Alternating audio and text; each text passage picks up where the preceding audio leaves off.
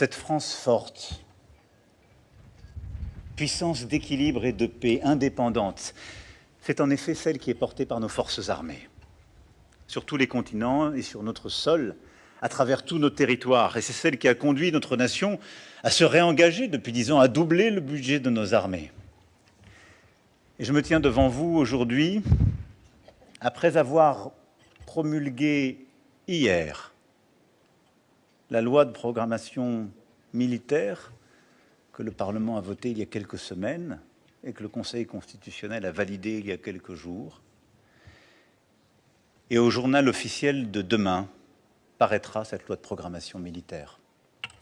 C'est elle qui permettra, dès 2027, d'avoir doublé le budget de nos armées, qui permettra 36 milliards d'euros d'investissements nouveaux pour nos armées sur la période 2026-2030, qui permettra, vous pouvez applaudir nos forces armées,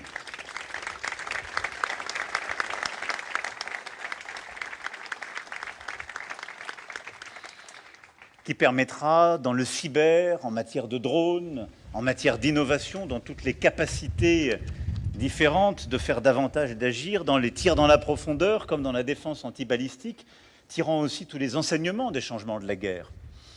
À la France de se protéger, d'être cette nation aussi qui consolide l'engagement des autres. Et puis c'est cette loi de programmation militaire qui permettra dans quelques semaines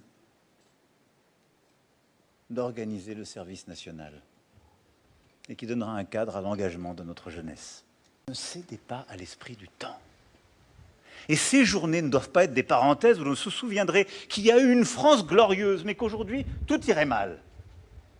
Ne cédez pas à ce défaitisme, parce que ce défaitisme a été cliniquement décrit par Marc Bloch dans L'étrange défaite. C'est ce même esprit de défaite, des soi-disant élites, ou intellectuels, ou dirigeants politiques et économiques, qui expliquaient en 1940, face à la débâcle, comme ils l'avaient fait en 1870, que tout était fichu, que la France, finalement, valait moins que ceux qui arrivaient en face, qu'elle ne se tenait plus, se faisant contribuant à le faire, qui l'ont conduite au désastre. Ne cédez pas à l'esprit ambiant, qui est celui du doute excessif, de l'absence d'estime de soi et de ce qui en découle, c'est-à-dire l'aquabonisme, c'est-à-dire au fond la fin de la détermination. Ne cédez pas à cet esprit rampant du défaitisme. La France est belle, notre jeunesse est grande, et il y a énormément de choses qui se font chaque jour dans notre pays, nous devons être fiers. Alors oui, nous devons continuer d'être intraitables face à ceux qui risquent, il y en a toujours eu.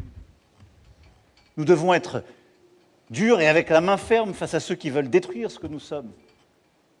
Mais pour autant, ne baissons pas l'échine.